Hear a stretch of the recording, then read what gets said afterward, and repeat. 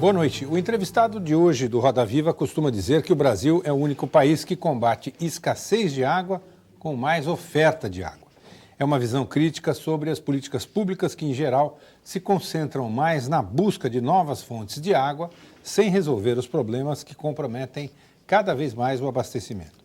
Recentemente, com a seca, muita gente ficou sem água. Agora, com as chuvas, a escassez continua, por várias razões. Está chovendo no lugar errado e os reservatórios já não se refazem mais como antigamente. É a crise da água, tema do programa desta noite com o geólogo e professor Aldo Rebouças, um dos principais pesquisadores brasileiros em hidrogeologia e planejamento de recursos hídricos. O professor Aldo da Cunha Rebouças conhece de longa data o que tem de doce, de salgado e de turvo na água brasileira. Ele é formado em Geologia no Recife, com mestrado e doutorado em Hidrogeologia e Recursos Hídricos na França. Em 1976, tornou-se professor do Instituto de Geociências da Universidade de São Paulo, onde fez carreira acadêmica e ampliou os estudos e pesquisas sobre recursos hídricos. Autor de quase uma centena de trabalhos e publicações técnicas, o professor participou também da organização e coordenação científica do livro Águas Doces no Brasil, um volumoso estudo de 700 páginas, onde ele escreveu 3 capítulos sobre questões da água e os desafios que ela coloca para governos e sociedades. O Brasil é o país que mais tem água doce no mundo. Está cortado por rios perenes que não desaparecem na seca. Tem algumas das maiores represas do mundo e a chuva é generosa em 90% do território. 65% dos estados são bem abastecidos de água. 25% têm algum problema localizado e 10% vivem em situação crítica, abandonados pela chuva e pelas políticas públicas. Mas mesmo quem tem muita água em volta, como o caso de Manaus e Belém, sofre racionamentos frequentes. Como sofrem muitas outras cidades, até aquelas onde as chuvas que poderiam melhorar o abastecimento, por ironia, só inundam ruas e não recuperam os reservatórios. São desequilíbrios, contradições e absurdos que ajudam a evidenciar a falta de planejamento e as irracionalidades no sistema. A água, tão abundante pela própria natureza, pode não faltar, porque a quantidade existente no planeta não diminui. Ela se recicla. Mas a água doce, boa de beber, está ficando escassa, ameaçada pelo mau uso, poluição, desperdício, especulação e descaso. Esta semana, o jornalismo público da TV Cultura se dedica ao tema, com o Roda Viva de hoje e uma série especial de 5 reportagens no Diário Paulista, até sexta-feira. A primeira, já exibida hoje, mostrou a situação de mananciais na Grande São Paulo, que, a exemplo de outras regiões metropolitanas, estão comprometidos pela poluição, desmatamento e ocupação urbana descontrolada. Bairros inteiros invadem áreas de proteção. E mesmo onde há preocupações com o esgoto, o cuidado não compensa o erro da ocupação indevida. Nos próximos dias, o Diário Paulista vai mostrar como as cidades estão dependendo cada vez mais de águas distantes. São Paulo, por exemplo, precisa da ajuda do rio Jaguari, que nasce em Minas Gerais e vem auxiliar o abastecimento da cidade. No litoral paulista, Guarujá captava a água do rio Jurubatuba, que nasce perto, na Serra do Mar. Com o crescimento da população e do turismo, foi preciso buscar água no vizinho Jurubatuba Mirim, que já não é mais suficiente. A cidade agora vai gastar 9 milhões de reais para atravessar o canal com uma adutora e trazer água tratada do rio Cubatão. Mas a busca de águas de rios também tem o seu lado sujo. O Brasil continua jogando esgoto nos rios, no contrassenso caro e estúpido de sujar a água que se vai beber. Pouco mais de 10% das cidades brasileiras fazem hoje o tratamento de seus esgotos. E as reservas subterrâneas? O aquífero Guarani, a imensa fonte de água debaixo de 8 estados brasileiros e mais o Uruguai, Paraguai e Argentina, agora é também fonte de preocupação. O aquífero aflora em Ribeirão Preto, no interior de São Paulo, e abastece toda a região com água pura resultante da demorada filtragem da água da chuva no solo. Mas a sensação de abundância estimulou a perfuração desenfreada e clandestina de poços artesianos, e eles se tornaram possíveis pontos de contaminação do lençol subterrâneo. A torneira, que hoje está negando água boa e farta, é o alerta mais visível para o uso racional da água, a começar pela própria torneira. O pinga-pinga, durante um mês, pode encher uma caixa d'água de 1.000 litros. Na rede pública, a falta de atenção e investimentos deixa vazar por canos furados a água que poderia ser usada por milhões de pessoas. Ligações clandestinas em São Paulo, por exemplo, roubam 15% da água produzida pela Sabesp. Na irrigação agrícola, o pivô central, o preferido, gasta o dobro da água necessária.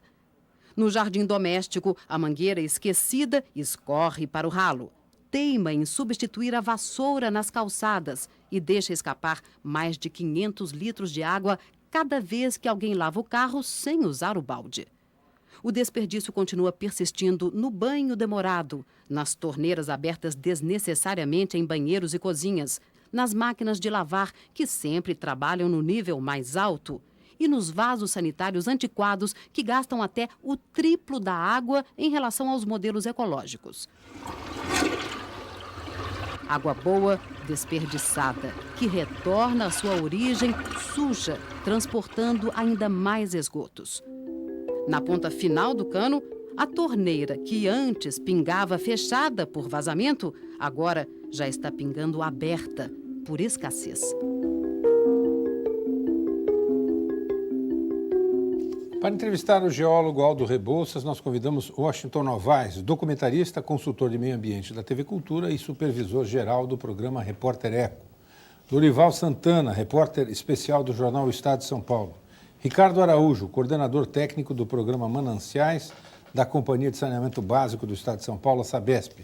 Mariana Viveiros, repórter do jornal Folha de São Paulo. Guido Gelli, diretor de Geociência do Instituto Brasileiro de Geografia e Estatística, o IBGE. E Gustavo Faleiros, repórter da Editoria Brasil do jornal Valor Econômico. O Roda Viva é transmitido em rede nacional para todos os estados brasileiros e também para Brasília. E você pode fazer a sua pergunta, a sua sugestão, a sua crítica pelo telefone 0, operadora 11 252 6525.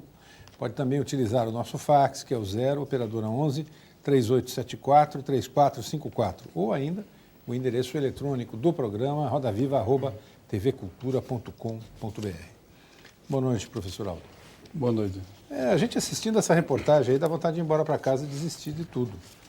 Ela não traz nenhum fato novo, mas o encadeamento das informações sobre desperdício, poluição, ocupação de mananciais, contaminação do lençol freático, enfim, é assustador. A pergunta é, essa situação tem saída? Tem saída, sim, na medida em que a sociedade, os governos tomarem consciência disto. E nós tivermos políticas públicas de Estado e não política de governo. Qual a diferença? A diferença fundamental é que a política pública de Estado são políticas a longo prazo, médio prazo, de 10, 15, 20 anos, que passa governo e entra governo e não importa, segue-se o rumo. É a política de Estado que eu chamo.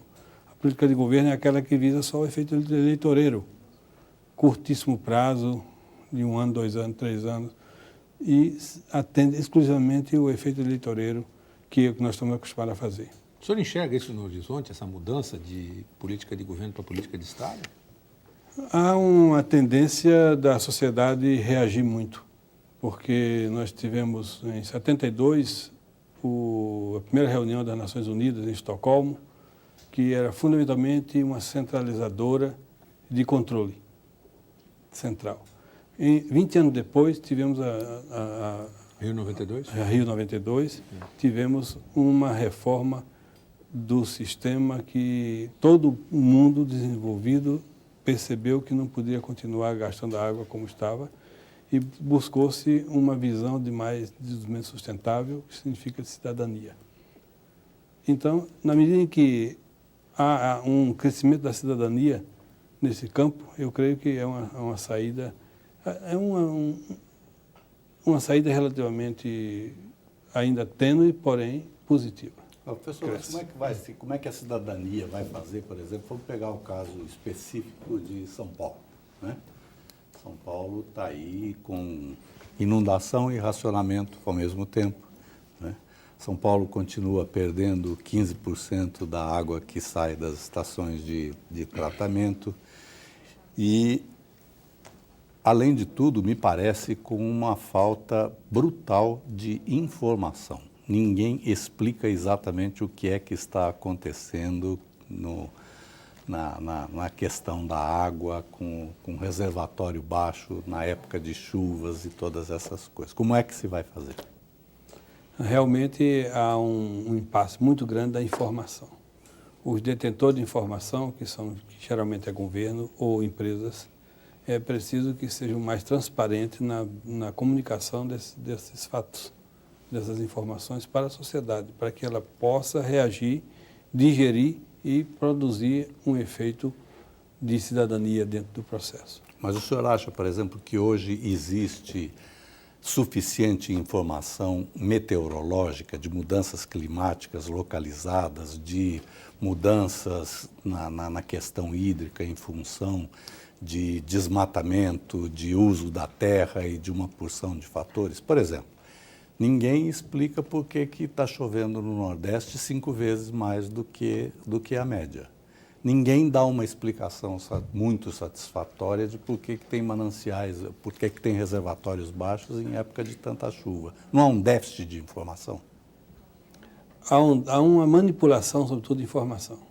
Manipula-se a informação e procura-se, de certa forma, ter aproveito dessa informação.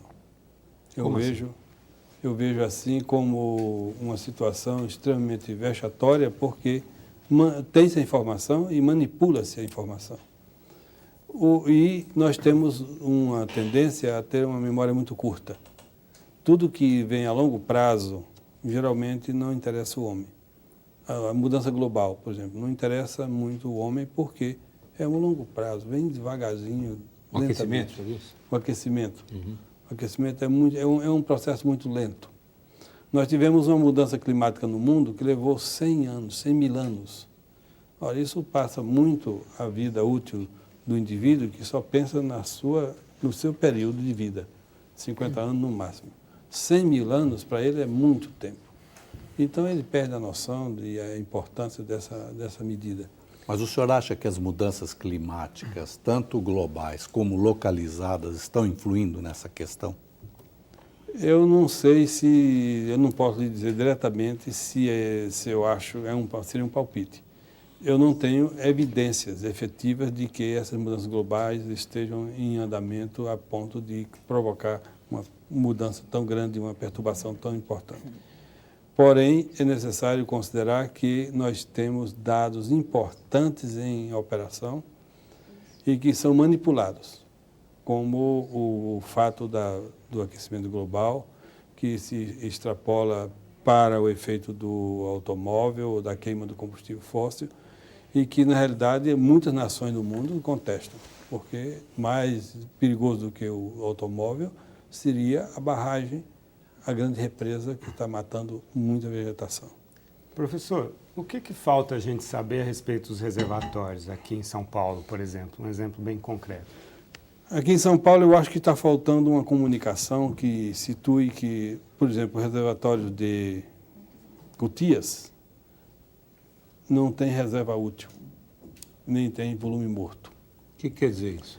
Volume morto é aquele volume que fica abaixo que tem uma reserva útil e abaixo dela estaria o volume morto, que seria como a reserva do carro, que quando você chega lá no vermelhinho, você ainda tem 100 km para rodar.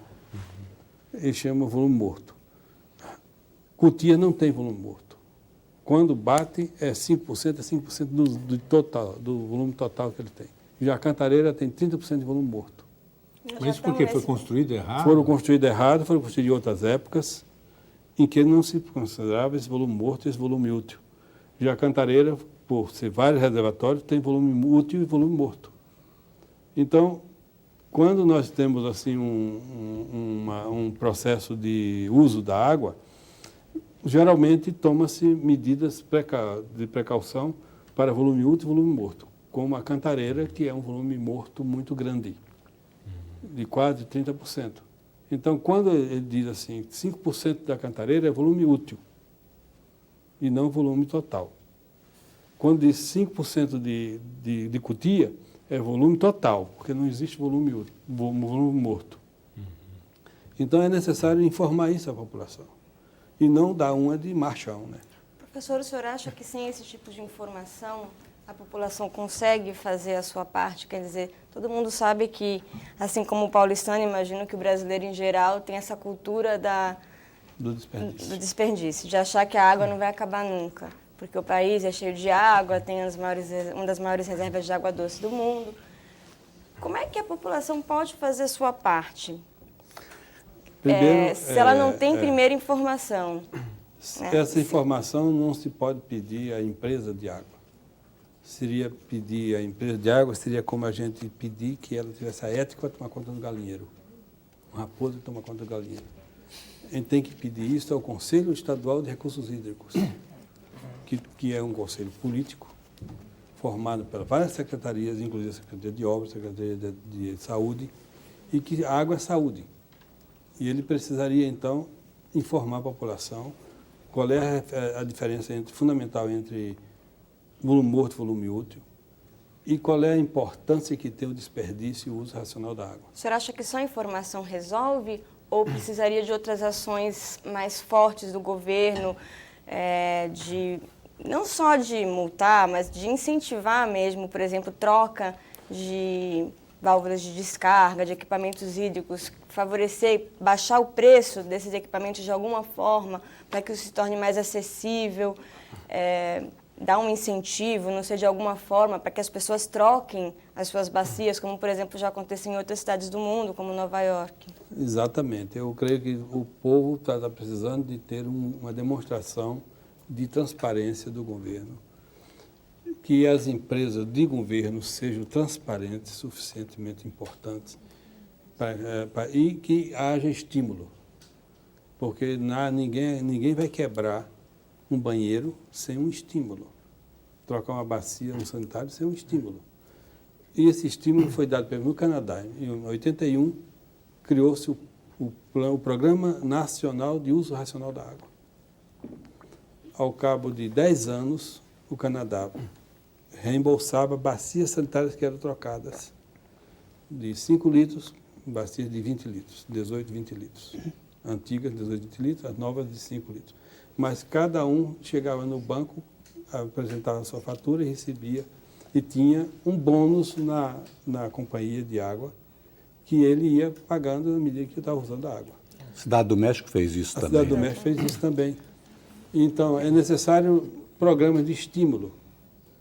As pessoas têm que ter multa também, como você compra um carro muito sofisticado, que está lá o velocímetro marcando 240 km por hora. Ninguém passa numa rua a 240 km por hora. Todo mundo corre e barreiras eletrônicas estão lá 30 km por hora. E todo mundo regula, diminui a velocidade, porque não pode passar na rua mais de 30 km por hora naquela barreira eletrônica. E se passar mais, perde a carteira. A carteira é cassada ou recebe multas muito pesadas. Então, assim, nós iríamos ter estímulos e prêmios e castigos para quem não sabe usar e prêmios e estímulos para quem sabe usar. Agora, professor, nós temos aí duas perspectivas de cobrança, né? Uma delas no usuário. É claro que nós vemos frequentemente o desperdício de água sem botar culpa em ninguém. Certo. Vamos todos assumir essa culpa, mas lavar a calçada, varrer a calçada com mangueiras d'água, enfim.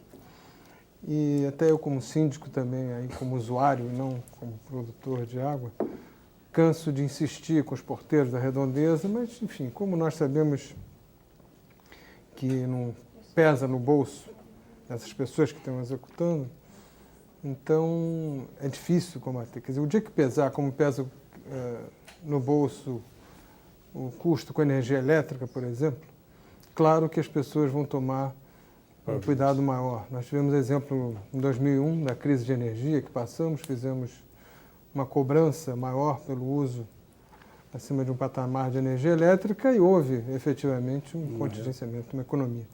No caso da água, nós precisaríamos primeiro ter investimento do governo colocando relógios em todos os domicílios que são abastecidos. O fato é que não tem relógio. Em São Paulo nós temos relógio em todos os domicílios, 100%. 100% dos domicílios. No Rio de Janeiro nós temos só relógios condominiais. Mas tem por prédios. apartamento por nos apartamento? edifícios? Apartamento não. Ah, bom, essa Para que é a apartamento questão.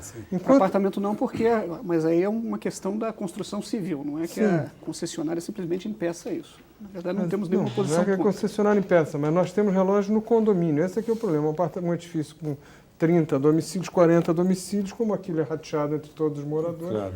Diferentemente da energia elétrica, onde é que nós, quer dizer, onde é que nós deveríamos começar?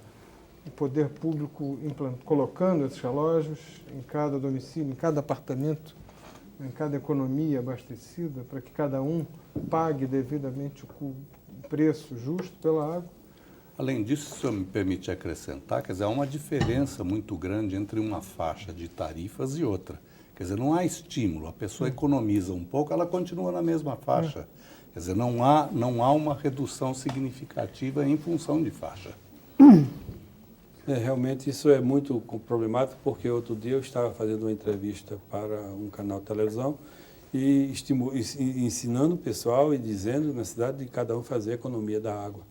E aí uma senhora de Guaianazes disse: professor, eu gostei muito da sua entrevista, mas eu quero que você me responda uma coisa. Como é que eu vou fazer economia se eu saio às 8 horas da manhã e volto às 8 horas da noite, gasto água à toa e só consigo consumir 4 metros cúbicos? Não obstante, a companhia me faz pagar 10. Aí eu digo, bom, realmente é um fato que a gente precisaria reestudar. 10 é o mínimo, né? 10 é o mínimo. Costuma ser o mínimo. Taxa mínima. Então, uma outra senhora ligou e disse: eu moro sozinha no apartamento.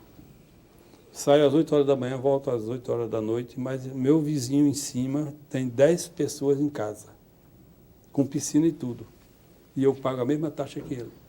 Eu rateio. Quando o rateio do condomínio. O rateio do condomínio. Então, quer dizer, realmente falta uma visão do condomínio de que esse processo não é correto, não é justo. Eu não estou impondo para uma senhora uma tarifa de água que ela não consome nunca, em benefício de um outro que consome muito mais do que a tarifa dela. Mas hidrômetros individuais em apartamentos que já estão construídos é muito difícil de fazer, né? Mas mesmo Nos novos já existe uma legislação que não. obriga. Não é mais difícil. Não é difícil, De não. construção civil? Na entrada de cada apartamento você coloca um relógio. Não é difícil porque isso já foi conseguido na luz. Toda a iluminação, antes tinha assim, um contador de luz que era comunitário, agora é individual. Não. E, da mesma maneira, a água pode ser individual. Depende muito do síndico de querer ou não querer assumir o compromisso de fazer. Quer dizer, não é uma grande obra. Não é uma grande obra e não é um grande impedimento que possa realmente... É questão de economia, de o bolso. E o preço da água em si, professor? Porque mesmo nessas coisas individuais, lojas, essas coisas que também gastam muita água, fazem isso porque acham que a água é barata, né? Não se preocupam com o preço. Por outro lado, para as pessoas pobres, a água é cara, né? A experiência da privatização, por exemplo, na África, nos países pobres, acabou privando as pessoas de água, simplesmente, né? Então, a lógica do mercado também é complicada de aplicar na água. Como dosar tudo isso? Não esquecendo que boa parte da população que nós atendemos é de baixa e baixíssima renda. Sim, você pode, para um consumo mínimo, não taxar a partir de um determinado consumo. Nós tivemos uma segunda reunião mundial das águas em Haia, na Holanda. Nessa reunião se estabeleceram 3 cenários muito interessantes. O primeiro cenário que era da crise, do desperdício atual. O segundo cenário, do desenvolvimento sustentável. E o terceiro cenário, da cidadania. Então, verifica o seguinte, que é necessário que as políticas públicas considerem esses cenários.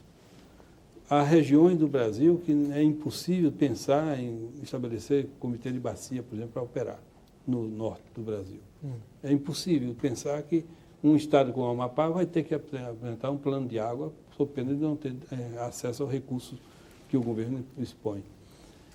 É necessário que Fortaleza tenha um outro comportamento. O habitante de Fortaleza tem outro comportamento em relação ao habitante de Porto Alegre, por exemplo. Agora, o que nós vamos encontrar é o mesmo desperdício que tem em Porto Alegre, tem em Fortaleza. Pois é, por falar em desperdício, professor, o senhor tem falado com frequência isso, que as grandes cidades brasileiras desperdiçam de 40% a 50% da água na média. Agora, os bancos oficiais brasileiros não financiam sistemas de conservação da rede, de manutenção da rede. Só financiam obras novas de captação, novas barragens, novas adutoras, novas estações de tratamento. E isso, pelo que eu tenho visto, custa de 5 a 7 vezes mais do que gerar a água, do que conservar a água. Por que não se tem uma política pública que leve os bancos a financiar isso, a conservação da água e não a geração de água nova? É para favorecer as grandes empresas de construção? Talvez, mas também, fundamentalmente, porque a comunidade, a sociedade aceita. Mas ela nem sabe. Mas ela precisa saber e ela tem como se informar disso e buscar defender os seus interesses, os seus direitos e não ficar nesse ora veja, pois é o quê? Nós temos que reagir a essa situação, porque o político faz aquilo que você quer, o que o eleitor quer. Se o eleitor se deslumbra com um ponto, ele faz pontos. Se deslumbra com viaduto, ele faz viaduto. Se deslumbra com estrada, ele faz estrada. Se deslumbra com encanamento de água, ele faz encanamento Por falar. de água. Agora, professor, só uma pequena parte, uma pergunta. Na verdade, isso não teria a ver muito com a desestruturação institucional do setor de saneamento no Brasil, que é um setor mal estruturado. Ele já foi mais estruturado. E quando ele foi estruturado, nas décadas de 70 e 80, havia muito financiamento para controle de perdas. O BNH financiava isso. Havia uma linha de crédito importante do BNH para isso. A partir do momento que o setor foi se desmoronando, o BNH foi extinto, suas funções transferidas para a Caixa, esse tipo de política foi esmaecendo até praticamente se findar. Então nós já tivemos isso. Eu não sei se é uma explicação apenas na linha do que o senhor está colocando, mas talvez essa questão institucional, não sei o que o senhor pensa disso, seja muito importante. Mas o desperdício não diminui. Mas os desperdícios dependem muito da região. Eles são menores em algumas regiões, eles são menores na região metropolitana de São Paulo, são maiores em outras regiões metropolitanas que eu não vou citar. No nosso caso, Recife é 70%. Né? Certamente é bastante grande. Não, realmente existe uma coisa muito importante que ser visto, é a empresa de água. A gente não pode cobrar da empresa de água que elas têm a ética da raposa que toma conta do galinheiro. Mas por favor, não me coloque na posição de raposa. Eu nunca vesti essa carapuça, por favor. É necessário que a gente tenha uma consciência de que você não pode exigir de uma empresa de água, por exemplo, alguém que não bebe água. Aqui no Brasil, eu estive agora no Japão, é muito diferente a situação. Você chega num hotel 5 estrelas, escuta a água que está lavando as mãos caindo em algum lugar. Que você olha, está no tanque de descarga, caindo na caixa de descarga. E é o reuso de água que eles estão dando, estimulando o reuso. Um amigo meu que vai lá para o Japão, ele voltou apavorado com o custo da água, que ele pagava mais de água de banho do que em diária do hotel. Porque na diária do hotel não incluía o custo da água. Então é necessário a gente ver que essa coisa... Eu, quando estive numa reunião aqui num programa de televisão, disse que a solução do São Paulo era o banho coletivo. E permaneço ainda em mente esse banho coletivo, como se faz na Inglaterra. Você não vai arrumar uma guerra com as pessoas mais conservadoras. Mas é necessário a gente... Agora, não pode deixar o sabão cair, viu? Deixa o sabão cair... Bom, tem um programa de televisão que mostra o programa Big Brother e ali o banho já é coletivo. De repente é isso que você está defendendo. Nós vamos fazer, professor, um rápido intervalo e voltamos já já.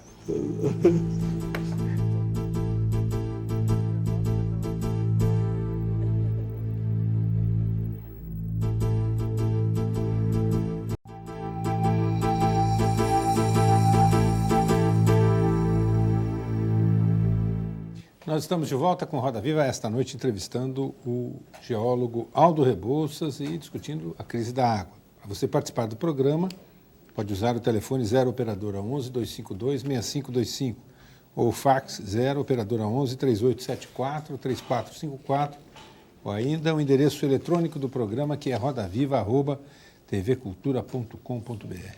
Aliás, Luiz Homero Câmara Medeiros, aqui de São Paulo, professor, pergunta o seguinte: como resolver de forma sustentável o problema da seca no Nordeste, considerando os vários exemplos de áreas desertificadas ou semiáridas em todo o mundo em que tal problema foi resolvido?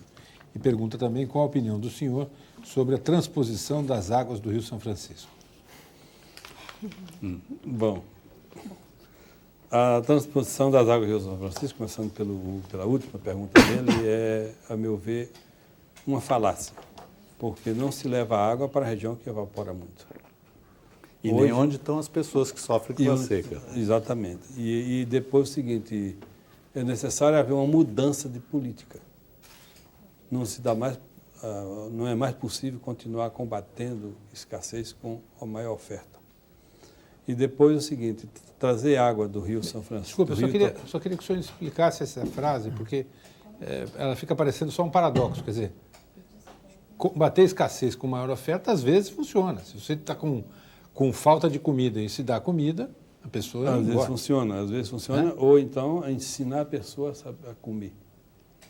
Sim, mas o que significaria? Significaria, com a quantidade de água que existe no Nordeste, é possível resolver o problema? É possível resolver o problema desde que houvesse um uso e conservação da água. E não ao Deus dará como está hoje. O senhor diz no seu livro que dos estados brasileiros, o único estado em situação crítica em matéria de água é Pernambuco, que usa mais de 20% da água superficial.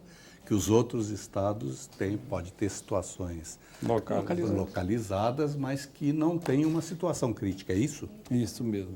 E porque um pernambucano seria praticamente o cidadão brasileiro mais pobre de água, mas equivalente a um alemão. Por que o alemão tem aquela exuberância do ponto de vista tecnológico e econômico? Porque sabe usar a água. Você vai na Alemanha, a água é um recurso competitivo, importantíssimo e que ninguém desperdiça. Já Pernambuco, nós tivemos uma visita de uma empresa americana que vai lá fazer a privatização da Companhia de Água de Pernambuco e chega e considera que não há viabilidade nenhuma porque o problema de lá não é de água, é de uso, a eficiência do uso. Saber usar a água não vai faltar. Agora, tem 17 milhões de pessoas no Nordeste que realmente sofrem com a estiagem. Mas para essas a solução é localizada, não é? Quer dizer, é localizada, cisterna, poços. Não é com transposição de água. Não é transposição de água, não. Exatamente. A transposição é para favorecer grandes projetos de irrigação e de exportação. E exportação, o grande mercado. E não o pequeno mercado. E por falar em exportação e irrigação, como unir essa questão de crescimento econômico via agricultura, que é um dos nossos maiores potenciais, e o uso racional de água? Os países mais ricos usam, ao passo que se desenvolvem, usam mais água do que os mais pobres. E como resolver essa questão? Fundamentalmente, na base de sabendo usar não vai faltar.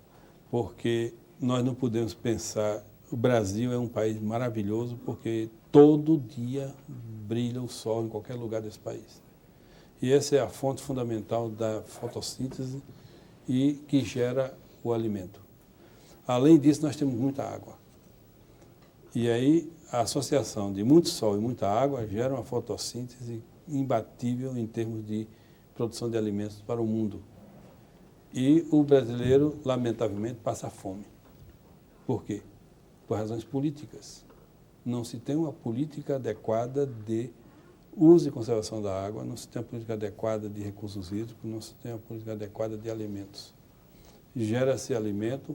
Quando se vai fazer, por exemplo, a salvação do Nordeste, que pensa 1%, 2% da superfície do Nordeste seria irrigável.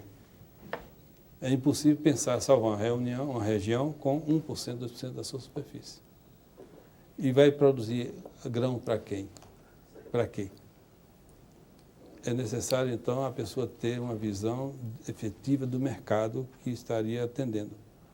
Eu não posso pensar em fazer arroz no Maranhão ou lá em Iguatu, gastando 21 mil metros cúbicos por hectare por ano, quando eu gastaria apenas 4 mil com a manga, ou com a acerola, ou com outra fruta.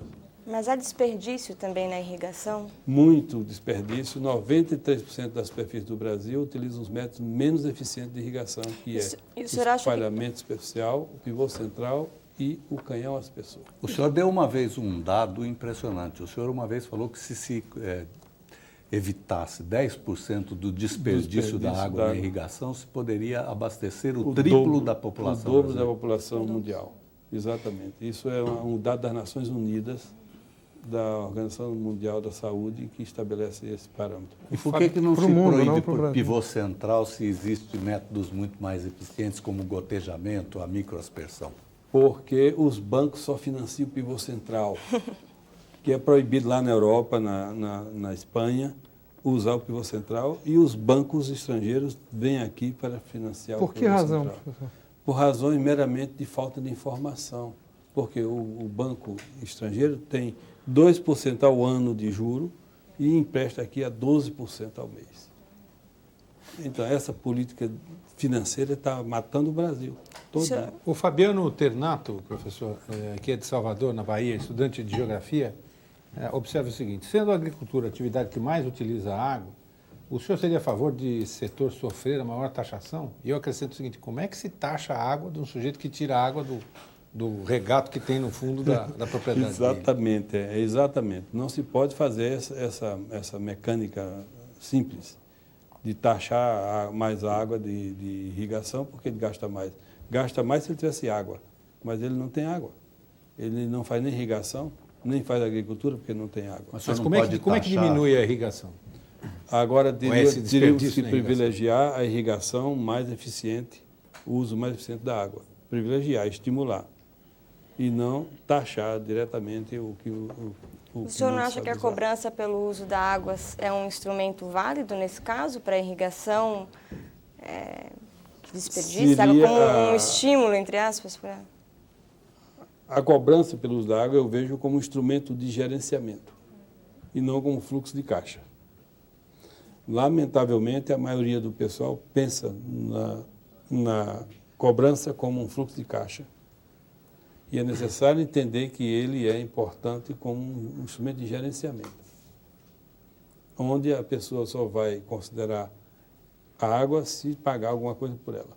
Aquilo que dói no bolso vai para a consciência. Mas o senhor não pode controlar a irrigação também mudando a legislação sobre a outorga de água? Pode. Quer dizer, exatamente. Vai outorgar água se não usar pivô central. Vai outorgar água se usar método eficiente. Se usar um método mais eficiente e mais razoável para aquela região. Por exemplo, lá no norte além de São Francisco, na Bahia, nós tivemos a oportunidade de ver um pivô central gastando 100 e tantos metros cúbicos por hora de um poço, esgotando completamente o sistema. Aí, o café. Ele irrigava café. Eu digo, mas você está perdendo muita água aqui. Em São Paulo, nós fizemos um estudo aqui no Nordeste de São Paulo, onde o café só é viável de ser irrigado se ele for densamente plantado, mais densamente. A cana é irrigada se for densamente plantada. Você não pode plantar cana ou café com espaçamento do tempo dos escravos. Agora, talvez valesse a pena, né, professor, a gente dar um dado que é o seguinte: um pivô central que irriga 100 hectares, que é a média dos pivôs centrais aí, ele consome tanta água quanto uma cidade de 30 mil habitantes. Exatamente. E quando um país importa soja, ele está importando água. E, portanto, o compromisso com a água é mundial. São 1.300 litros para produzir um quilo de soja. Professor, no Fórum de Kyoto do ano passado, você falou muito sobre esse consumo virtual de água, que um boi consumiria 1.000 litros de água. 15 mil litros 15 de água para produzir um quilo de carne. É impressionante. O senhor acredita que isso possa chegar ao consumidor ou mesmo ao comprador final, essa consciência de que uma coisa que demanda muita água, um uso irracional, não deve ser comprado ou deve sofrer sanções? Isso vai chegar e já ocorre isso no mercado, no grande mercado hoje do mundo desenvolvido, já ocorre esse tipo de raciocínio. E vai chegar para nós também isso. Ninguém está isento, absolutamente isolado do grande mercado. O senhor acredita que a carne vai passar a custar muito mais caro na proporção do volume de água que ela consome? Vai sim, o boi vai ter uma taxação muito mais cara e os produtos agrícolas muito mais caros por conta da água que consome. Professor, Que é uma mudando maneira de de assunto, até porque eu não sei se o Rio Tietê é água, mas como é que o senhor vê a política do governo para o Rio Tietê, a maneira como o problema está sendo resolvido ou não está sendo resolvido?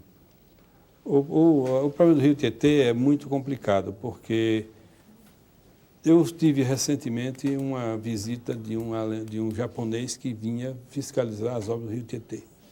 E ele pediu para apanhá-lo no aeroporto. E eu o trouxe para o Hotel Transamérica. E eu disse, entre a sua última viagem e esta, qual é a diferença que você observa? Ele disse, já pintaram as pontes. Já pintaram as pontes. Quer dizer, é necessário informar a população. Não podem continuar jogando lixo no Rio Tietê. Entulho no Rio Tietê. Se a população não for informada, não houver uma campanha muito séria de informação da população, ela vai continuar entregando o seu lote completamente limpo. Tudo vai para o Rio Tietê. E o esgoto? E o esgoto tratado, nós vamos ver o seguinte, Santana do Parnaíba, que sofria todo fim de semana longo, aquela ameaça de sepultamento pelas espumas tóxicas. Simplesmente porque o serviço público, quando chega sexta-feira, o cara fecha a bodega dele. Não tem mais fiscalização, controle. E aí a indústria e a população joga toda a tranqueira que acumulou durante a semana no rio. Mas controle de quem, professor? Controle de esgotos. Mas quem é o órgão controlador no caso? O senhor está se referindo à Sabesp ou à CETESB, que é o órgão controlador? Não, eu não estou referindo a ninguém, eu não quero nem vejo aquele nome Sabesp lá em cima. Eu acho que ele é raposa. Mas é simpático. É a raposa que está se exigindo a raposa ética. Eu continuo não vestindo a carapuça de raposa aqui no nosso debate. Mas talvez a CETESB, talvez um órgão de controle ambiental, que deveria estar controlando o lançamento dos esgotos efluentes no Rio Tietê. Se a gente não tiver uma consciência de que não pode jogar o esgoto, não vai haver condição nenhuma de haver uma recuperação do Rio Tietê. Agora, professor, isso não tem a ver, quer dizer, não só a questão do projeto Tietê, mas o saneamento do Rio Tietê, que não depende apenas do projeto Tietê. Não sei se era isso que estava por trás da pergunta do Lorival. Será que essa questão não se resolve, na verdade, de forma muito lenta? Ela não é uma questão processual que se resolve ao longo de muitos anos. Nós temos uma região metropolitana aqui em São Paulo de 18 milhões e meio de habitantes. Não é uma região metropolitana de malha urbana moderna, não é uma região metropolitana rica. Nós não estamos num país desenvolvido. Nós temos todos os tipos de desigualdade social e de desorganização urbana. Então, trabalhar no sentido de reverter prejuízos que se acumularam ao longo de muitas décadas, quase um século no nosso caso, isso não é um processo longo? Muito longo, e é preciso não perder de vista o seu objetivo. Insistir, persistir, não desistir. Mas como é que se vai fazer, professor? Vamos então entrar na questão da política nacional de saneamento. Quer dizer, nós continuamos tendo aí, segundo o IBGE, 7 milhões e meio de domicílios de pessoas que não têm rede de água. Nós temos 40 milhões de pessoas que não têm rede de esgotos e nem fossas, e tem outras que não têm. 84% dos esgotos não têm tratamento. Eu fiz até uma conta aqui. 84% dos esgotos não terem tratamento significa um despejo de 21,4 bilhões de litros de esgoto por dia nos rios brasileiros. 21 bilhões de litros de esgoto por dia. Bom, a Política Nacional de Saneamento não anda. Ela está parada no Congresso, volta e meia se faz uma modificação. Agora se fala que para resolver o déficit, que precisa 180 bilhões de reais, vai se fazer no âmbito desse novo projeto do PPP, né, das parcerias públicas e privadas. Mas quem vai pagar esgoto para pobre? Quer dizer, pobre não tem dinheiro para pagar a implantação de rede de esgoto. Na parceria com empresa privada, a empresa vai querer ser paga. Ela não vai fazer isso para perder dinheiro. Quer dizer, ela vai ter que ser. Quem vai pagar isso aí? Como é que vai se resolver isso? o governo teria que investir mais nesse setor. Porque nós vamos ver o seguinte, nós pagamos 30% hoje do PIB de impostos. Quase 40%. Quase 40% do PIB hoje é pago em impostos, sem nenhum retorno. É necessário haver um retorno adequado. A população precisa disso. O governo precisa se conscientizar disso e acabar com esses programas tópicos.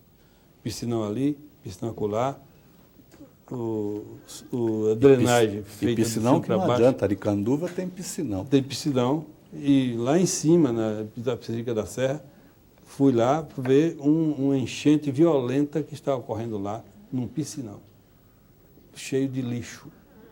Agora, o lixo é a população que joga no riacho ou é o poder público que não coleta que não o lixo? recolhe. Não recolhe. 20% do lixo brasileiro não é recolhido. Não é recolhido. É o fulano que corta a árvore, pó das árvores, uma companhia, fazendo aí para uma eletricidade. E deixa o troço, a tranqueira, no solo ou na calçada para que a enxurrada leve. Depois é que vem uma outra empresa que foi contratada para fazer a coleta no dia seguinte, 3 dias depois, 4 dias depois. E o senhor imagina se não tivesse catador de lixo? Se não tivesse catador de lixo, seria um caos. Mas o senhor acha que, então, a questão da entrada de capital privado nesse setor de saneamento é temerária, na visão do senhor? Quer dizer, não vai tratar esgoto, porque quem vai pagar, né? Pobre. Esgoto diz que a parte mais... Tratar esgoto é o mais caro, é a justificativa que as companhias dão para não tratarem, né? E que não é pago. Mas isso é, não a tá meu ver, tarifa. errado, porque tratar esgoto significa saúde. Sim, mas o senhor acha, então, que o capital privado no setor de saneamento seria temerário até para a saúde? Para a questão de saúde pública, inclusive, talvez? eu acho o seguinte, se eu tivesse dinheiro, eu não investiria no Brasil. Investiria fora, em outro país. Não é o que as empresas francesas pensam. Né? Não Porque investiria no Brasil. não há uma contradição nisso, quer dizer, se há necessidade Porque não há transparência. de investir 180 bilhões e não há dinheiro para isso, quer dizer, entrar a iniciativa privada para uma grande parte disso aí, mas o governo vai ter que subsidiar para pagar a iniciativa privada, porque ela não vai ficar sem receber. Se ele fizer por conta dele, não sai mais barato? Em tese, sim. Em tese. Potencialmente, sim. Porém, praticamente não, porque o governo é perdulário e está acostumado ao desperdício, o serviço público todo. Não tem preocupação nenhuma com recurso. E aparecem as facilidades, aí, o CPF da vida, né? E as comissões por fora. CPF. não é um cadastro de pessoa física, é a comissão por fora. O CPF da vida, que sobe muito e gera esse processo muito grande. Mas tem alguns setores do governo que reverteram. Acho que é possível reverter. Existem cobrar uma tarifa boas, justa, né, de água e a tarifa de esgoto associada à tarifa de água for justa e com diferencial de cobrança, ou seja, não cobrar da população. É possível, numa distribuição, não cobrar até uma determinada quantidade de água distribuída e cobrar a partir daí e cobrar gradativamente cada vez mais pela quantidade consumida e fazer uma tarifa de esgoto como é hoje, claro, proporcional à tarifa de água. Eu acho que o investimento, eu discordo, você vai me perdoar do senhor, mas eu acho que é um investimento, uma área que nós estamos lançando em março, no Dia Mundial da Água, dia 22, o Atlas Nacional de Saneamento. E o que nós verificamos é realmente que existe uma demanda muito grande por investimento nesse setor. O governo prometeu 4,5 bilhões para esse ano, sem contingenciamento, mesmo reconhecendo uma necessidade mínima de 6 a 8 bilhões, mas 4,5 bilhões investido nessa área já é uma quantidade razoável de recursos. Eu acho que com o investimento no setor, essa parceria público-privada, poderemos ter algum retorno. Eu volto até àquela questão anterior, o que nós devemos é ter uma cobrança efetiva a cada domicílio, em cada residência, para que cada um seja responsável, cada um pelo custo daquela água que é desperdiçada, e aí, a partir daí, fazer também a cobrança da tarifa de esgoto. A partir daí, nós vamos ter todos os processos de reutilização. Na Alemanha se faz reutilização, não sei se é porque a população tem... É claro que a população alemã tem uma consciência bastante distinta da nossa, né, com relação a isso. As cidades brasileiras planejadas são voltadas para o rio, as outras não. Nós nos habituamos a construir a cidade de frente para a rua e usar o rio como vazador de lixo. Cobrimos os rios. Esgoto, O Rio Carioca, no Rio de Janeiro, hoje ninguém sabe onde é que passa. Deu origem ao nome do habitante da cidade, abasteceu de água durante muitos anos a população do Rio de Janeiro. E hoje o rio foi todo coberto, virou um tubulão de esgoto. Mas, enfim, eu acho que se não tivemos no passado essa consciência, não sei se teremos a curto prazo, acho que teremos quando pudermos efetivamente cobrar por esse serviço. É uma demanda muito grande Não, eu também me deixa extremamente satisfeito o fato de você ser otimista. Não. Mas será que nós não temos algumas razões para o otimismo? Eu fico imaginando se quando nós focamos a nossa atenção num determinado assunto, outro assunto de uma maneira muito crítica, se a gente também não mostra uma incrível incapacidade de verificar certas vitórias. O senhor, por exemplo, disse que o setor público é muito perdulário e eu estarei longe de ser alguém que discordará disso. Mas eu lembraria o seguinte em relação ao setor de saneamento. Pegando um dado do IBGE de 1960, 40 anos, nós tínhamos uma população urbana de 30 e poucos milhões de habitantes, com 44% dessa população urbana atendida com água. De lá para cá, nós subimos esse atendimento a uma tal forma que no ano 2000 nós podemos dizer que nós agregamos 110 milhões de novos usuários aos sistemas públicos de água, que dá 2 vezes a população da Itália. Isso é uma vitória. E aí, no caso, particularmente, foi uma vitória do setor público. Há um monte de derrotas, mas há vitórias também. O que eu gostaria de ver é se nós não conseguimos ter uma posição um pouco mais equilibrada, de forma, inclusive, que a gente tenha perspectivas para o futuro em relação a todos os enroscos que a gente identificou aqui. Eu creio que eu sou otimista nesse ponto, porque eu vejo o seguinte, nós temos 40% do nosso PIB que é pago imposto. Hoje não temos um retorno muito adequado disso, não temos um efeito. Isso significa que dinheiro não falta. Nós temos dinheiro, o governo tem dinheiro, precisa gastar esse dinheiro adequadamente, investir, sujeitar a investir, a controlar, para poder usufruir mais desse dinheiro. Talvez tenha menos juros aqui. Pagando 8% do PIB em juros. 145 milhões milhões pode ser fundo perdido. Isso que eu quero dizer. Quando eu disse que eu sou otimista, não sou. Estou me referindo aos investimentos que foram feitos no setor de comunicação, de telefonia. Nós nos lembramos, na nossa cidade, como é que era difícil conseguir uma linha dos anos 60. Ficava ali, e rapidamente, em 10 anos, até... Todo moleque tem um seu celular. Hoje. Mas nós cobramos, quer dizer, um serviço pago. Da mesma maneira, a distribuição de energia elétrica. A energia elétrica também. Hoje, se tem um serviço razoável que atende um percentual razoável da população, não 100% como deveria ser, principalmente nas áreas rurais, mas porque é um serviço pago. É que nenhum dos dois dá ali na esquina, né? Talvez a diferença seja essa. A água é só o sujeito pegar no rio e achar que está resolvido. Eu não sei se não é preciso ter algum também investimento a fundo perdido. A Mariana levantou a questão dos investimentos em esgotos. Na Europa e nos Estados Unidos, grande parte dos investimentos em tratamento de esgotos, que é muito caro, é de fundo fiscal, não é da tarifa das companhias. Aqui no Brasil há uma certa crença, por desinformação, que as companhias têm que arcar com isso. A Sabesp faz um esforço enorme para fazer o projeto Mas elas cobram. Mas isso não é possível de ser estendido, talvez, para outros estados.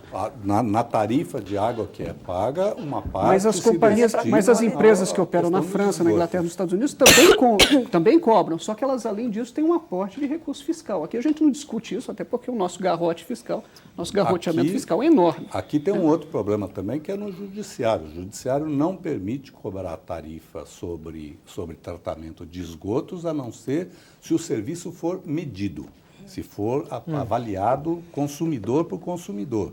Senão, não pode. Quer dizer, então, por isso é que é cobram 20% mais ou menos, a média é 20% para os esgotos, não é isso?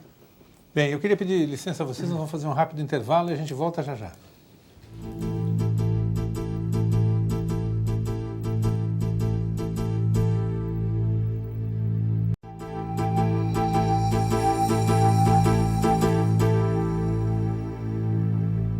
Estamos de volta com Roda Viva esta noite discutindo a crise da água com o geólogo Aldo Rebouças. Para você participar do programa, 0 operadora 11 252 6525.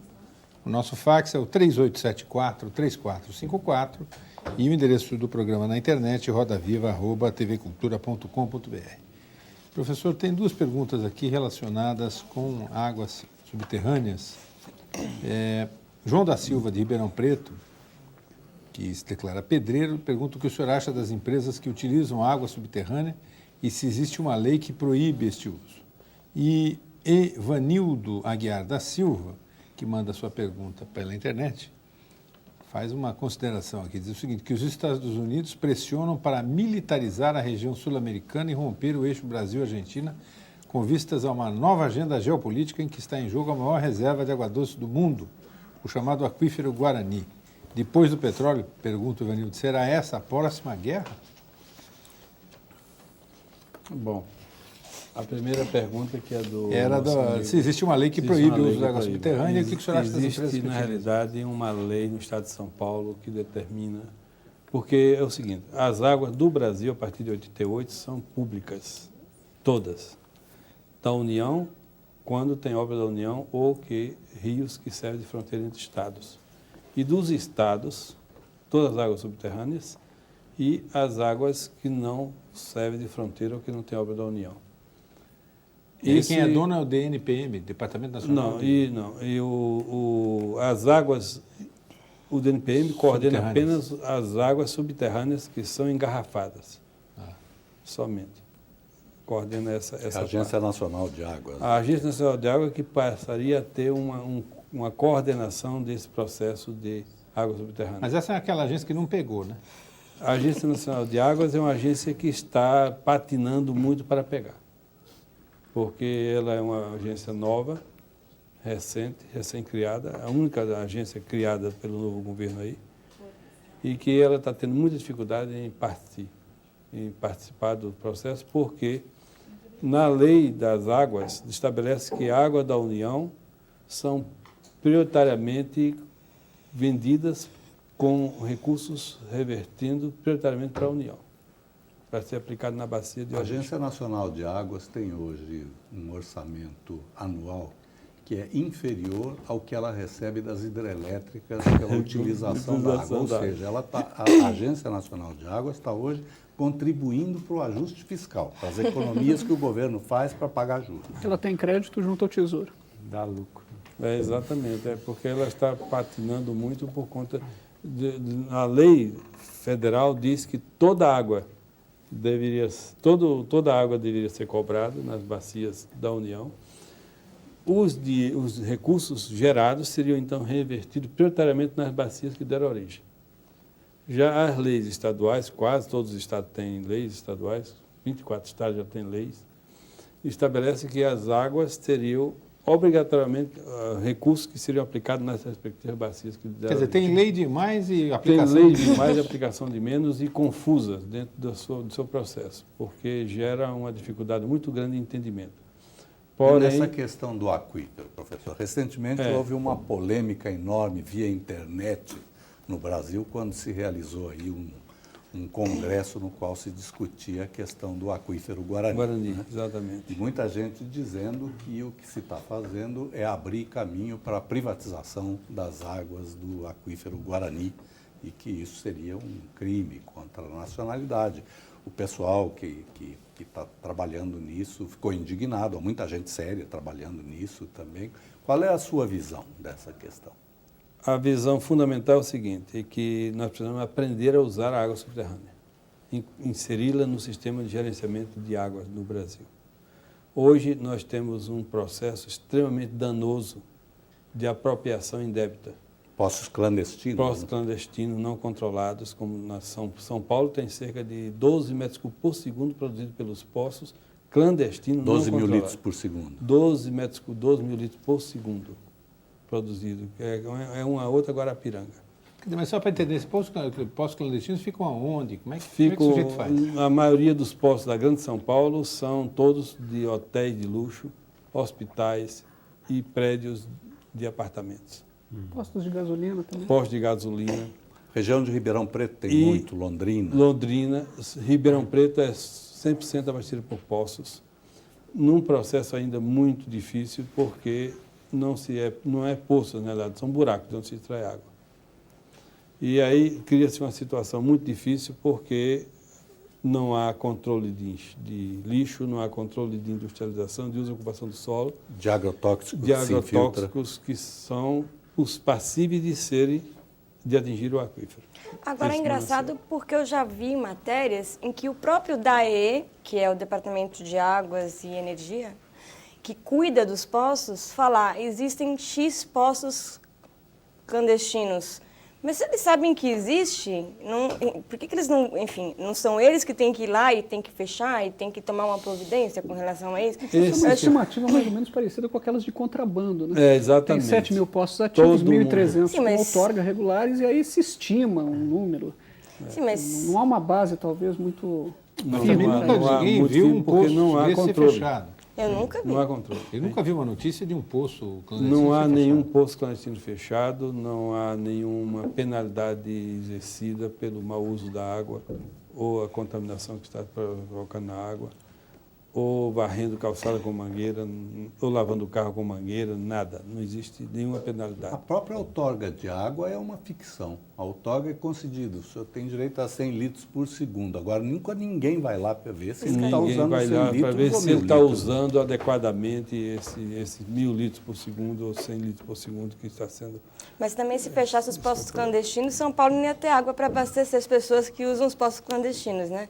Porque são 12 metros cúbicos por segundo, mais ou menos, 2.000 litros. Uma Guarapiranga, de onde vai tirar água para isso também? Essas estimativas variam um pouco. A estimativa do professor é essa, há quem estima Fala em um pouco 9 menos, mil, de né? 7, 9 mil 7, litros. 9 De toda mil, forma, supondo, por hipótese, que voltasse tudo para o 9 sistema... mil é o último diagnóstico, a última avaliação que se tem é de 7 mil poços. Ou que seja 7, seja 10, o crime é o mesmo.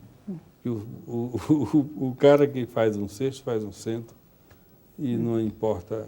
O crime é o mesmo. E não teria água do mesmo jeito também? Não teria água Se do mesmo fosse jeito. 2.000 litros por segundo, também não teria. Não teria. E aí? Não teria controle. Como que faz o controle se você não tem alternativa para abastecer também as pessoas?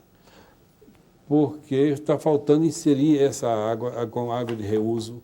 Por exemplo, a Sabesp, sem querer abusar muito Eu já estou pronto do aqui. processo, a Sabesp deveria partir para uma visão de uma empresa fornecedora de água potável, de primeira qualidade, para consumo humano, e água de reuso. Água não controlada, de qualidade não controlada, como o resfriamento de uma torre de uma indústria, não precisa ter água potável. Irrigar um agramado do campo de futebol do São Paulo não precisa ser água potável. Nem do Corinthians. Nem do Corinthians. Não precisa ser água potável. Então, ele deveria estimular esse reuso de água, porque é uma maneira muito interessante de ele ter um rendimento, faturamento de uma outra atividade. Mas que mesmo seja nos potencial. estados que já votaram a cobrança pelo uso da água, por exemplo, o Paraná votou, só que deu isenção para praticamente todo mundo. Isenção São para Paulo. todos os agricultores, pelo menos. Os agricultores para certos setores industriais. Exatamente. Aqui na Só Assembleia que- de São Paulo tem propostas de isenção para vários Agricultura. setores. Vários também. setores industriais. Então, mas no Paraná, o que ocorre? Está havendo a penalidade do mercado. O produto agrícola que é produzido no Paraná não pode ser vendido em São Paulo, porque São Paulo, em princípio, não teria problema de cobrança de água. Não há isenção específica. Então, o mercado cria regulamentos de interação que é que está pondo uma certa ordem no processo. Mas, professor, se houver um custo efetivo, um preço justo a ser pago, dá para medir mesmo a água para irrigação, pelo menos dos grandes consumidores. É possível você É ver. possível. Em cada consumidor na área agrícola, o industrial com certeza, mas na área agrícola, onde hoje não se tem outorga, mas não tem como verificar, não se mede, quer dizer, tem como, mas não se mede hoje. O caminho seria o quê? A cobrança? Seria a para que- cobrança para ajustar, exatamente, e daria um suporte financeiro para as despesas Para que se representa, fazer tecnologias novas que devem ser adotadas. Por falar tudo isso nisso, em questões de uso do dinheiro que seria gerado pelo processo. Se cobrar, aí o pessoal vai passar a regar o gramado com água reutilizada. Mesmo no prédio como já se faz na Alemanha, como se faz em outros países vários, os próprios edifícios tratam a água e reutilizam a água não do esgoto sanitário bruto, mas água de pia, que faz Exatamente. captação de água de chuva. por falar em novas tecnologias, professor, faz sentido a gente pensar na ampliação do sistema de tratamento de esgotos convencional em cidades que têm 40%, 50%. Eu vivo em Florianópolis. Florianópolis, que é à beira-mar, uma cidade que vive do turismo, não tem 50% do esgoto tratado. Né? Tratado não, esgoto captado. Quer dizer, coletado. as casas, os edifícios têm fossas que contaminam o lençol freático e, em muitos lugares, contaminam o oceano que está ali do lado e, portanto, a praia fica imprópria. Né? Faz sentido pensar na tecnologia tradicional de puxar um cano que vai coletando todos os esgotos e aí vai parar numa estação enorme de tratamento a não sei quantos quilômetros dali, e depois aquela água tratada dali sai para ir para um lançador oceânico, alguma coisa assim? Olha, em princípio, há alternativas tecnológicas no mundo afora e se não se faz isto. Tratamento localizado, né? Tratamento localizado. Mas as companhias não fazem, nem o governo financia, nem nada disso. Mas as companhias, as pessoas fazem por investimentos próprios. Agora, são compensadas. Como no Canadá, por exemplo, todo mundo faz isso, mas é compensado quem faz. Porque é aquela história, quem é autônomo recebe um prêmio. Porque não, é uma pessoa que vive, que gera riqueza e que não depende do poder público. Aqui as empresas do setor, as grandes empresas construtoras, resistem inclusive ao esgoto condominial, sistema de esgoto condominial, que é no mínimo 40% mais barato.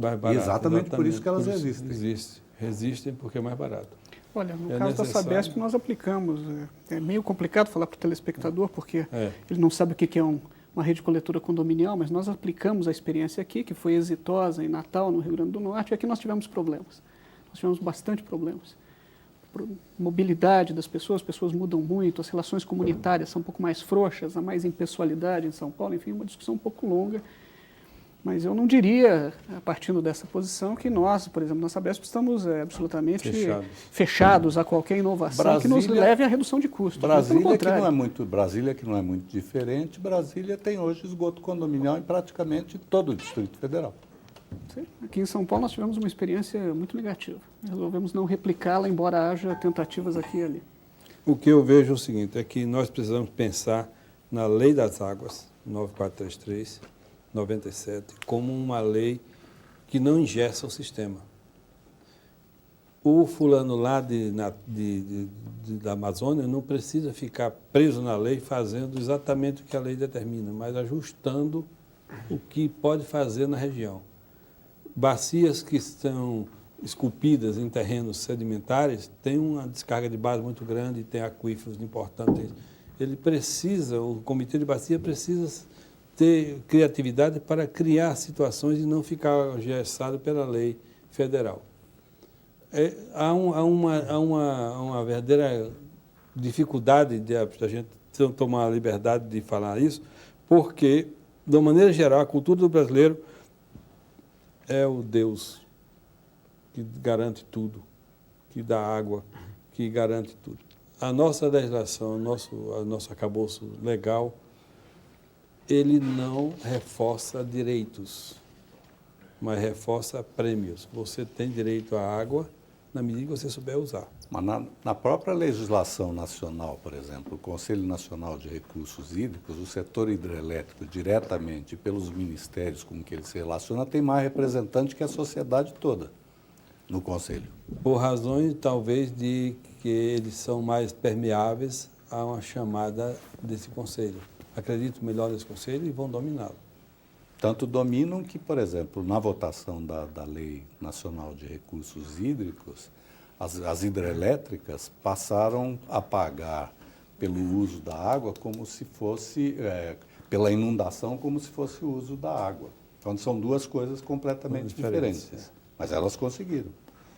Professor, nesse aspecto, como o senhor vê avanços nos comitês de bacia como instrumento de gestão, desde que foram criados pela política nacional? A gente já havia alguns comitês. Alguns comitês estão indo muito bem e outros estão indo muito mal. Uns estão complicando muito o processo e outros estão favorecendo o processo e melhorando, arranjando saídas para o processo. Porque o que nós não podemos fazer é pensar Brasil de Brasília, homogêneo. O Brasil é muito heterogêneo, por razões de ser muito grande, de ter climas variados, de ter bacias variadas. de ter bacias esculpidas em terrenos sedimentares, terrenos cristalinos, rios temporários, rios perenes, tem de tudo. E a gente precisaria ter uma legislação que atendesse essas variações de características que tem o país. Quais são os que vão bem, professor, para se ter o exemplo? Quais são os que vão mal? Os que vão mal, por exemplo, o comitê do Alto Tietê vai muito mal. Eu conheço bastante o Alto Tietê, que seria um comitê que iria ir muito bem, porque tem a maior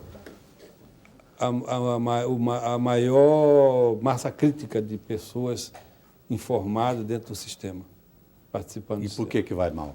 Vai mal porque ele é engessado pelo sistema e não permite. Nós temos, por exemplo, propostas feitas pela Cooperação da Sociedade Civil que são completamente desconsideradas no comitê. Mas é porque o comitê é dominado politicamente pela Prefeitura de São Paulo, por exemplo? Exatamente. É dominado politicamente, ideologicamente. Cria-se uma ideologia... Mas essa é uma questão conjuntural ou o senhor está criticando o modelo de gestão por comitê de bacia como um todo? É, porque... Ou o senhor acha que essa é uma questão específica, conjuntural do comitê do... O comitê do Alto Tietê é conjuntural. Porque se ele mudasse algumas coisas...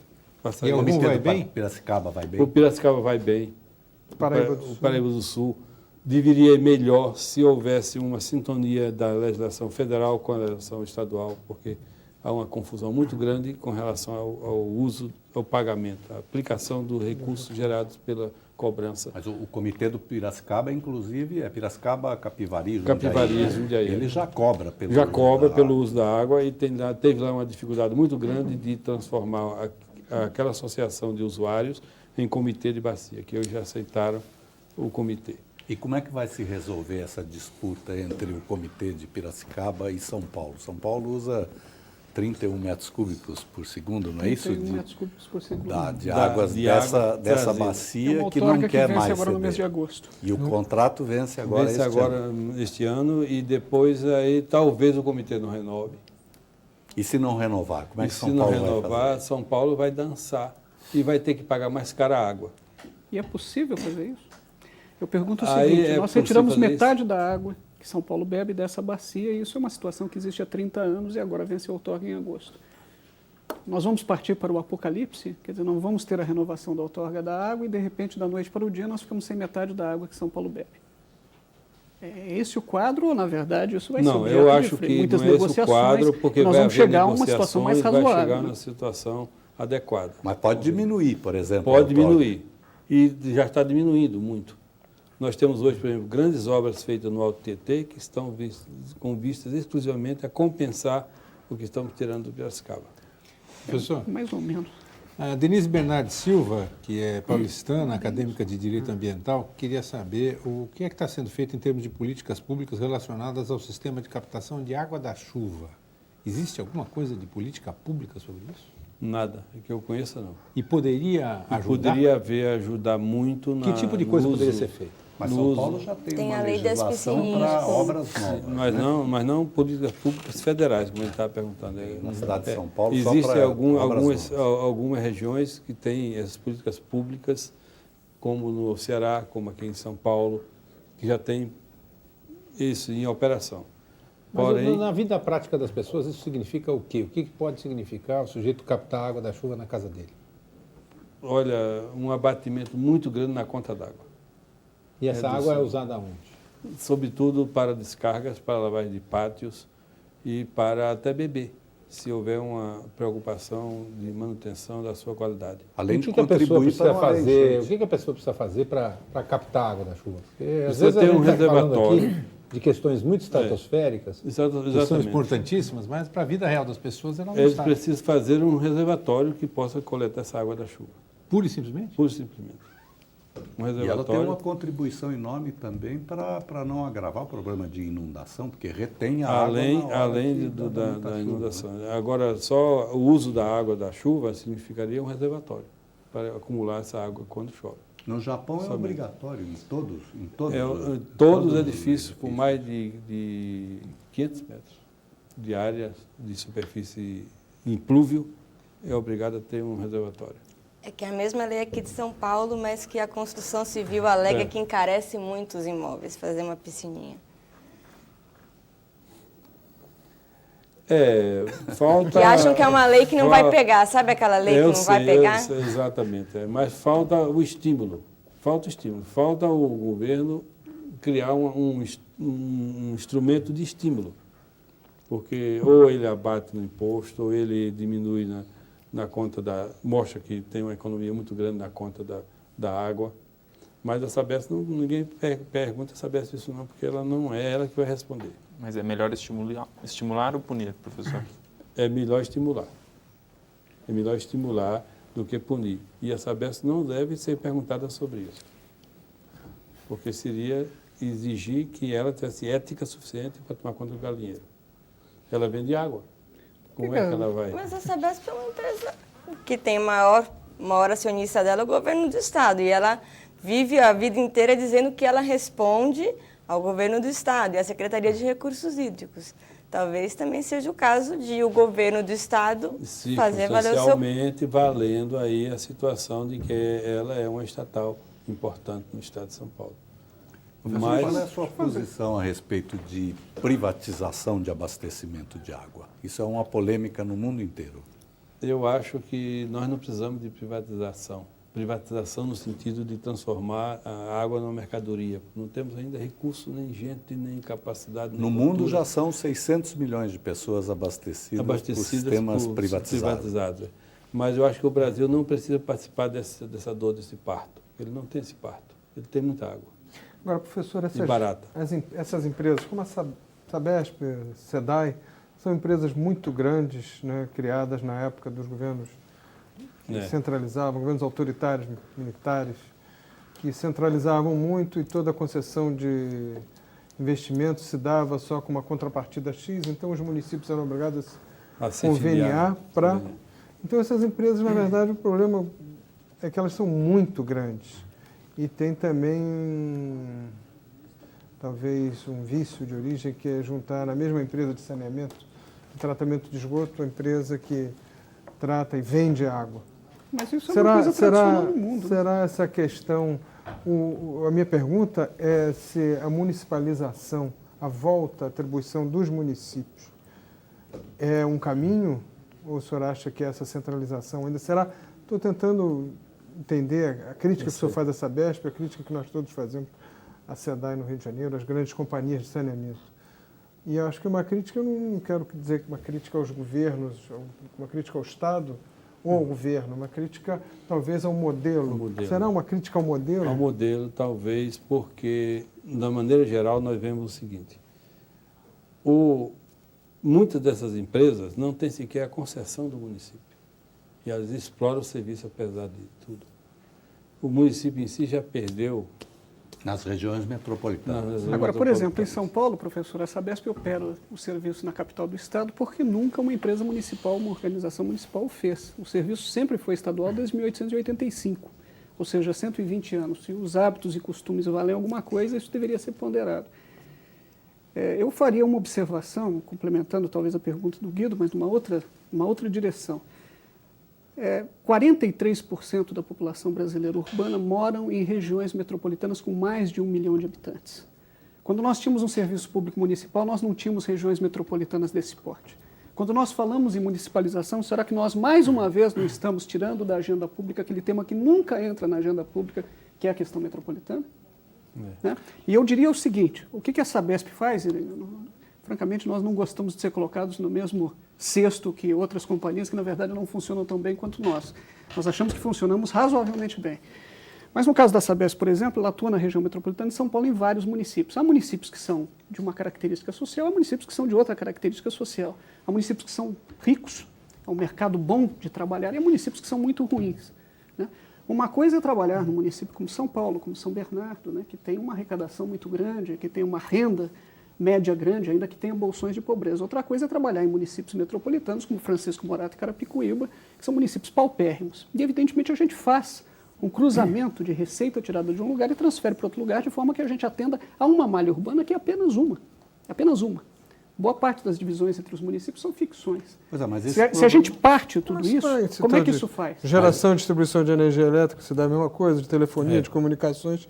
E há como partir e dividir. Você é só colocar, saber Mas no quanto caso- O compete a setor de cada telecomunicações criou uma companhia com sede no Rio que atende o Rio de Janeiro, boa parte do Sudeste e todo o Nordeste para conseguir escala de mercado. Mas no caso Sem do escala de saneamento- mercado, como é que faz? Mas no caso do saneamento, o complicador que está aí, o Congresso não consegue definir a questão de a quem cabe a concessão nas regiões metropolitanas, porque os municípios querem ficar com elas, inclusive para privatizar e, vender essa concessão para uma empresa privada. E há a questão da interligação do sistema. Como é que faz no momento em que se decidir que é municipal? Nas regiões metropolitanas, que a concessão é municipal. Aí como é que vai fazer? O sistema é interligado. O esgoto é interligado, a água é interligada, tudo é interligado. E há este nó legal que não se resolve no Congresso, está lá há 10 anos em discussão essa política e não se resolve. Agora, nós não temos política federal, de tipo algum para as regiões tem, agora ainda vai metropolitanas. ser Esse é um julgado assunto por aí. omisso na agenda pública, embora 43%, repito, da população brasileira urbana viva em regiões metropolitanas com mais de 1 milhão de habitantes. Eu estou desconsiderando as regiões metropolitanas com menos população que isso. Mas a crítica é o modelo, né, professor? A crítica é um modelo. Claro que o representante da Sabesp se sentiu ofendido por estivesse comparando. Não, ofendido não. A Gostei SEDAI disso. também é uma Aceito que é um empresa que, modelo por que si, nós funciona temos bem, que abastece de mudar água. o modelo, mudar a cultura, mudar a concepção de muitas coisas. E os comitês de bacia, por exemplo, quando o governo federal quis fazer a transposição do Rio São Francisco, encalhou logo no problema de não ter um comitê de bacia. E criou um comitê de bacia do Rio São Francisco. Eu sou contra esse comitê de uma bacia que tem a dimensão da França. Pelas dimensões, por exemplo. O problema do Alto Tietê, do Alto São Francisco, não tem nada a ver com o problema do Baixo São Francisco. Sim, mas se criar comitê, por exemplo, de subbacia do São Francisco, no Rio São Francisco, né? Nós estamos terminando agora de fazer todo o mapeamento do Brasil, mapa de bacias hidrográficas até a terceira ordem. Eu ou seja, vi. Afluente do afluente do afluente, e já estamos com banco de dados associados, com informações do censo agropecuário, da população residente, ou seja, do lançamento de esgoto, com informações da Pesquisa Nacional de Saneamento Básico, que o IBGE realiza também. Esses comitês aí, questão mais uma vez do modelo, o senhor acha que esses comitês pensados assim, pelo menos comitês até segunda, terceira, até quarta ordem, funcionariam? Claro que não dá para pensar num comitê do Rio Amazonas, nem do Rio Solimões, nem do Rio São Francisco, como o senhor disse, mas com subcomitês de bacias. O subcomitê de bacia, sim. E o projeto Áridas, que é um projeto de atualização mais rico de avaliação de recursos hídricos do Nordeste, ele chegou a identificar 5 comitês no Rio São Francisco, 5 subbacias do Rio São Francisco, seções que seriam passíveis de serem comitê. Porque não se pode pensar em uma gestão que abranja do alto até o baixo. É impossível. Mas o exemplo dos subcomitês de São Paulo não é muito bom, né, também? Não é muito bom porque alguns funcionam, outros não funcionam por razões circunstanciais, mas, em tese, eles deverão ser mantidos. Deve-se insistir no modelo. Deve-se insistir no modelo. Professor, nosso tempo está acabando. Eu queria fazer uma última pergunta que mereceria, na verdade, um programa inteiro, mas eu acho que, de alguma forma, pode ficar a sua resposta, ainda que sintética, como uma referência para que a gente continue a pensar nessa questão. A pergunta é de Luiz Antônio Evangelista de Andrade. Ele diz o seguinte: o senhor não acha que, se continuarmos discutindo a questão da água, como toda a temática ambiental, sem levar em conta a natureza da sua escassez, que, segundo ele, é resultado do modelo de desenvolvimento calcado num modo de vida urbano, industrial e capitalista, a gente está sendo simplista ou até retórico? Eu não sei. Eu tenho minhas dúvidas com esses modelos capitalistas, porque, na realidade, nós não temos um capitalismo. Nós tentamos um capitalismo, mas não chegamos a ele ainda. Estamos numa fase de transição para um capitalismo ou para um socialismo, mas não chegamos nenhum nem outro no modelo. Eu acho que o Brasil tem uma dificuldade muito grande de encaixar dentro do sistema por isso, porque ele está numa fase de transição. Nem é capitalista, nem é socialista. É socialista no pensamento, é capitalista nas ações. E cria uma situação muito difícil de ser administrada num debate como esse que ele está propondo aí. Professor, muito obrigado pela sua entrevista, obrigado aos nossos entrevistadores, a você que está em casa, e nós voltaremos na próxima segunda-feira, 10h30 da noite, com uma imperdível, foi gravada hoje, entrevista com o compositor Paulo César Pinheiro, em pleno segunda-feira de carnaval, você não pode perder. Uma ótima semana e até lá. Obrigado.